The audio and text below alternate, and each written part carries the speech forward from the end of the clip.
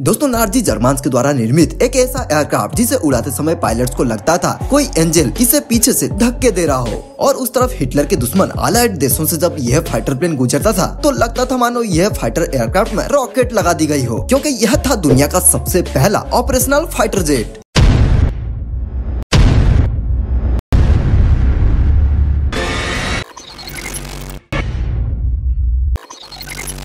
इसका शुरुआत होता है 1939 को, जहां हिटलर अपने साइंटिस्ट और इंजीनियर्स के ऊपर दबाव बना रहा था जिसमें एक ऐसा एयरक्राफ्ट बनाया जाए जिसे दुश्मन सिर्फ देखते ही रह जाएं। और यह काम उस समय के सबसे बेहतरीन एयरक्राफ्ट मैन्युफैक्चरर मेसेसर स्मिथ एजी को सौंप दिया जाता है। और गजब बात यह है कि जहां आज के फाइटर जेट जैसे हमारे तेजस को ही ले लें, जिसे बनने में 20 साल का समय लग गया था, वहीं उस समय जर्मन कंपनी मेसेसर स्मिथ एजी के द्वारा निर्मित मी-262 दुनिया का पहला फाइटर जेट सिर्फ 3 साल के अंदर बनकर तैयार था। और इसे एंजल जिसे पावर दे रहे थे, इसमें लगे 2 junkers jumbo 004B turbojet engine, जो कि एक स्वेप्ट विंग डिजाइन पर अटैच थे। और वर्ल्ड वॉर 2 के समय अलाइड फोर्सेस जो भी एयरक्राफ्ट उपयोग करती थी वो सभी मल्टी सिलेंडर कन्वेंशनल इंजन पर आधारित थे, जिनका मैक्सिमम स्पीड मुश्किल से 200 से 300 किलोमीटर प्रति घंटा तक होता था। आप इस बात से अंदाजा लगा सकते हो कि ये सभी एयरक्राफ्ट के ऊपर कैनोपी तक नहीं होते थे, सिर्फ एक एयर प्रूफ गॉगल्स लेकर पायलट उड़ा करता था। मीटर प्रति घंटा यानी नॉर्मल एयरक्राफ्ट से 3 गुना ज्यादा तेज।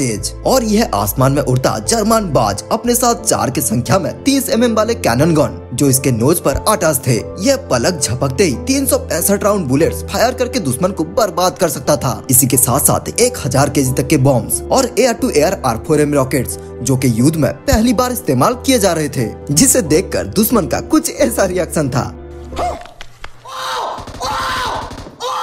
इसी के साथ साथ 1944 के दौरान अमेरिका जर्मन को चारों ओर से अपने 234 बॉम्बर के जरिए घेरता है, जिसका साथ दे रहे थे फ्रांसीस और इंग्लिश एयरक्राफ्ट। लेकिन ऑपोजिट साइड पर 2 दर्जन जर्मन के मेसेसर 262 फाइटर जेट मौजूद थे। इस लड़ाई के दौरान अमेरिकन बम्बर एक के बाद एक आसमान से गिरने लगते हैं, क्योंकि इंग्लिश और फ्रांसीस एयरक्राफ्ट के पास मी-262 फाइटर जेट का तोड़ नहीं था। लेकिन मी-262 इतना काबिल फाइटर जेट होते हुए भी यह पूरी तरह से एक फेल था। इसके पीछे सबसे बड़ा वजह था लिमिटेड रेंज, क्योंकि उस समय जर्मन को प्रोटेक्ट करने के लिए लॉन्ग रेंज एयरक्राफ्ट की जरूरत थी और यह एयरक्राफ्ट में फ्यूल बेहद ही तेजी से जलता था। दूसरा वजह था टेक्निकल डिफिकल्टीज, क्योंकि यह पहला जेट इंजन से चालित एयरक्राफ्ट था और आप जानते ही होंगे टर्बोजेट इंजन कितना कॉम्प्लेक्स होता है, जिससे यह कई बार टेक ऑफ के दौरान ही फेल हुआ करते थे। वहीं आपका जर्मन टेक्नोलॉजी के बारे में क्या ख्याल है, कॉमेंट सेक्शन में जरूर बताएं। और वीडियो अच्छा लगा हो तो चैनल को सब्सक्राइब करें।